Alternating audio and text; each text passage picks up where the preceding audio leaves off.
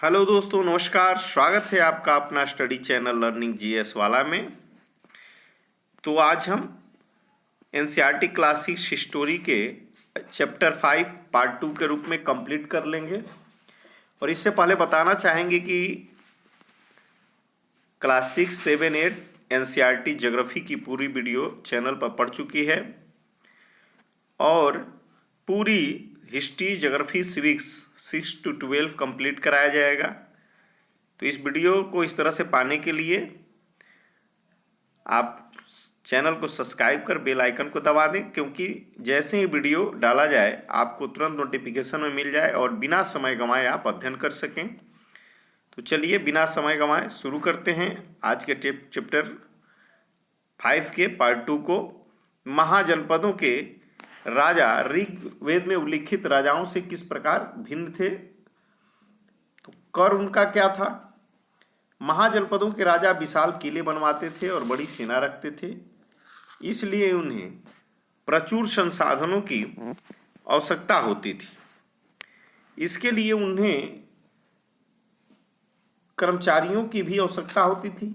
अतः महाजनपदों के राजा लोगों द्वारा समय समय पर लाए गए उपहारों पर निर्भर न रहकर अब नियमित रूप से कर वसूलने लगे। कैसा? नियमित रूप से। कहाँ कहाँ कर लगाए जाते थे? तो फसलों पर लगाए गए कर, कारीगरों के ऊपर लगाए गए कर, पशुपालकों, जानवरों या उसके उत्पाद पर लगाए गए कर, व्यापारियों को सामान पर कर देना पड़ता था और आखेटकों तथा संग्राहकों को जंगल से प्राप्त वस्तुएं देनी होती थी।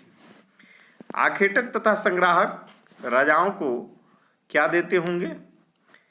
अब कृषि में क्या परिवर्तन आया, इसके बारे में जानते हैं।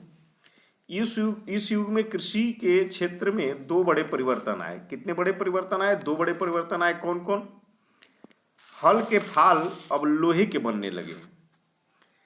यहां अब हल के फाल कैसे बनने लगे? ध्यान रखिएगा, लोहे के बनने लगे।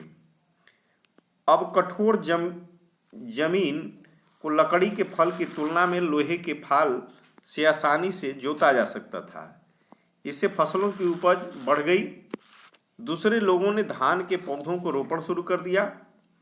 धान के पौधे लगाने लगे। किसके पौधे? धान के। अर्थात खेतों में बीज छिड़क कर धान उपजाने के बजाय धान की पौधा तैयार कर उनका रोपण शुरू कर दिया गया।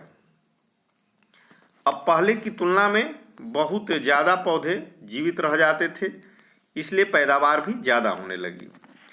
तो लोहे के फाल और धान का पौधा रोपण के रूप में ये महाजनपदों के समय में शुरू हो गया। अब देखिए सूक्ष्म निरीक्षण मगध के बारे में। सूक्ष्म निरीक्षण मानचित्र 4 मगध हम ढूंढे। लगभग 200 सालों के भीतर मगध सबसे महत्वपूर्ण जनपद बन गया। गंगा और सोन जैसी नदियां मगध से होकर बहती थीं। यातायात, जल वितरण जमीन को उपजाऊ बनाने के लिए बहुत महत्वपूर्ण थी। मगध का एक हिस्सा जंगलों से भरा था। इन जंगलों में रहने वाले हाथियों को पकड़कर और उन्हें प्रशिक्षित कर सेना के काम में लगाया जाता था। हाथियों को प्रशिक्षित करके कहाँ लगाया जाता था? सेना के काम में। यही नहीं, जंगलों से घर, गाड़ियाँ तथा रथ बनाने के लिए लकड़ी मिलती थी। इसके अलावा इस क्षेत्र में लौह अयस्क की खदानें हैं। मजबूत औजार और हथियार बनाने के लिए ये बहुत उपयोगी थे। मगध में दो बहुत ही शक्तिशाली शासक बिंबिसार और अजातशत्रु। कौन कौन? बिंबिसार और अजातशत्रु या अजातशत्रु अन्य जनपदों को जीतने के लिए हर संभव साधन अपनाते थे। महान पद्मनंद एक और महत्वपूर्ण शासक थे।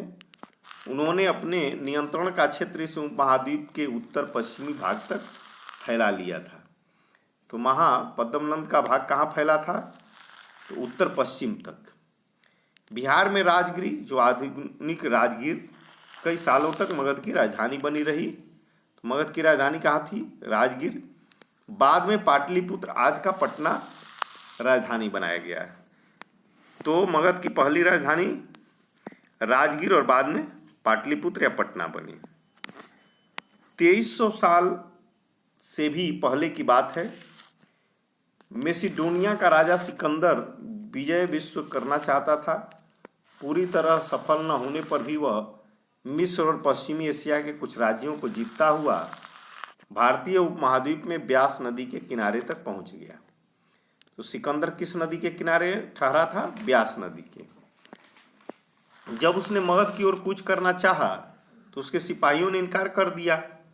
वे इस बात से भयभीत थे कि भारत के शासकों के पास पैदल, रथ और हाथियों की बहुत बड़ी सेना थी। क्यों उन्होंने मना कर दिया? तो भारतीय सेना के पैदल, रथ और हाथी की सेना से डर करके। अब बज्जी, मगध के बाद बज्जी। जैसे कि तुमने ऊपर पढ़ा, मगध एक शक्तिशाली राज्य बन गया था। उसके नज़दीक ही बज्जी राज्य था जिसकी राजधानी वैशाली बिहार में थी। तो बज्जी की राजधानी कहाँ थी? वैशाली, वैशाली बिहार में। यहाँ एक अलग किस्म की शासन व्यवस्था थी जिसे गढ़ या संघ कहते थे। तो गढ़ या संघ जो व्यवस्था थी वह कहाँ थी? बज्जी में। गढ़ या संघ में कई शासक होते थे और इनमें से प्रत्येक व्यक्ति राजा कहलाता था। ये सभी राजा विभिन्न अनुष्ठानों को एक साथ संपन्न करते थे। सभाओं में बैठकर ये बातचीत, बहस और वाद विवाद के जरिए तय करते थे कि क्या करना है और किस तरह करना है। शत्रुओं के आक्रमण से निपटने के लिए वे मिलकर चर्चाएं करते थे। स्त्रियां, दास तथा कमकार इन सभाओं में हिस्सा नहीं लेते थे। कौन कौन हिस्सा नहीं लेते सभा में? स्त्री, दास और कमकार। बज्जी संघ का वर्णन दिघ निकाय से लिया गया है। कहाँ से? बज्जी संघ का वर्णन कहाँ से लिया गया है? दिघ निकाय से। दिघ निकाय एक प्रसिद्ध बौद्ध ग्रंथ है। दिघ निकाय क्या है? एक प्रसिद्ध बौद्ध ग्रंथ है जिसमें व्याख्यान दिए गए हैं। इन्हें करीब 2300 साल पहले लिखा गया था। अजातशत्रु या अजातशत्रु और बज्जी संघ। अजातशत्रु बज्जी संघ पर आक्रमण करना चाहते थे। उन्होंने अपने मंत्री वश्यकार को युद्ध के लिए भेजा। बुद्ध ने उनसे पूछा कि क्या बज्जी सभाएं नियमित रूप से होती हैं? बुद्ध ने उनसे पूछा कि क्या बज्जी सभाएं नियमित रूप से होती हैं तथा उनमें सभी सदस्य उपस्थित होते हैं, उन्हें उपस्थित होते हैं। जब उन्हें पता चला कि ऐसा होता है, उन्होंने कहा कि बज्जीवासी तब तक उन्नति करते रहेंगे जब तक वे पूर्ण रूप से नियमित सभाएं करते रहेंगे, आपस में मिलजुल कर काम करते रहेंगे, पारंपरिक नियमों का पालन करते रहेंगे, बड़ों का सम्मान, समर्थन, उनकी बातों पर ध्यान देते रहेंगे। बज्जी महिलाओं के साथ जोर जबरदस्ती नहीं करेंगे और उन्हें बंधक नहीं बनाएंगे। शहरों तथा गांवों में चैत्यों का रखरखाव करेंगे, विभिन्न मतावलंबी संतों का सम्मान करेंगे और उनके आने आ जाने पर कोई रोक नहीं लगाएंगे। बज्जी संघ महाजनपदों से कैसे भिन्न था?